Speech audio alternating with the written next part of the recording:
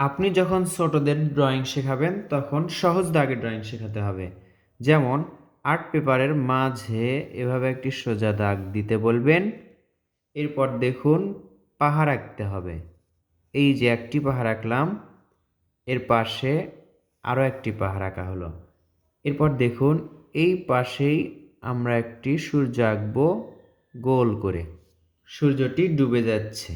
আর দেখুন এই যে একটু একটু করে ঢেউ ঢেউ দিচ্ছি, এটা হচ্ছে সমুদ্রের ঢেউ। এই পাশে আমরা একটু পাথর আঁকবো, একটা পাথর, এই যে দুইটা পাথর, এর উপরে আরেকটা। এবার এই যে পানির ভিতর আমরা একটু ঢেউ আঁকছি। এই ঢেউগুলো দেওয়া অনেক সহজ, সিম্পল এবং সহজভাবে দৃশ্য আঁকতে হবে। আকাশে পাখি উড়ে যাচ্ছে, একটি দাগেই পাখি আঁকা সম্ভব। এটাতে যদি আমরা রং করি সুন্দর লাগবে। প্রথমে কমলা রং আমরা সূর্যতে করলাম, এরপর পাহাড়ে আমরা সবুজ রং করছি, হালকা সবুজ রং। এভাবে রং করলে সহজ হবে রং করা। যে কোনো রঙে রং করতে পারেন, হোক প্যাস্টেল, হোক পেন্সিল কালার, হোক জল রং বা আমার মতো সাইন পেন রং। এই রংটি আমি ব্যবহার করছি, এই যে দেখতে পাচ্ছেন, ডমস ব্রাশ পেন।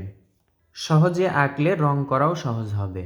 এরপর আকাশি বা হালকা নীল রংটা নদীর পানিতে করব আমরা।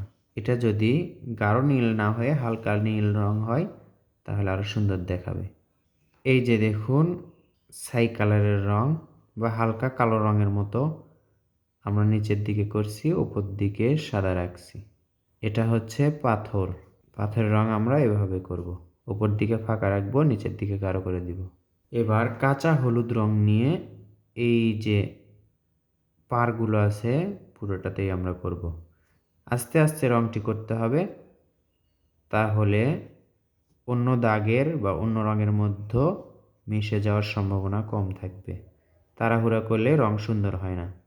ধীরে সুস্থে মনোযোগ দিয়ে রং করতে হবে। সহজভাবে করেছি, অল্প সময়ে ড্রয়িং হবে এবং অল্প সময়ে রং হবে। যদি ড্রয়িংটি বেশি সুন্দর হয় তখন রং করাও একটু কঠিন হয়ে যায়, হিজিবিজি হয়ে যায়। এজন্য আমরা সিম্পল ড্রয়িং করব এবং সিম্পলভাবেই রং করব। পুরো আকাশটি এবার হলুদ রঙে আমার মতো করে সাজিয়ে দিন, দেখবেন আরও চমৎকার লাগবে। এই যে দাগের পাশের রঙগুলো যদি আমরা শুরুতেই করে নিই তাহলে রং করা সহজ হবে, দাগের ভিতর যাওয়ার সম্ভাবনা কম থাকবে। এই যে এভাবে নিয়ে ইজিলি দেখুন। তো বন্ধুরা, আশা করছি ছোট্ট কাগজে সিম্পল এই দৃশ্যটি আঁকা এবং রং করা শুরু থেকে শেষ পর্যন্ত দেখিয়ে আপনাদেরকে শেখাতে পারলাম কিভাবে আঁকতে হয় এবং রং করতে হয়। আশা করছি এটাও যে ছোটদের জন্য এটা অনেক সহজ হবে আঁকা এবং রং করা। কেমন লাগলো আমার এই ভিডিওটি? ভালো লাগলো কিনা কমেন্ট করে জানান। ভালো লাগলে লাইক করুন এবং শেয়ার করুন।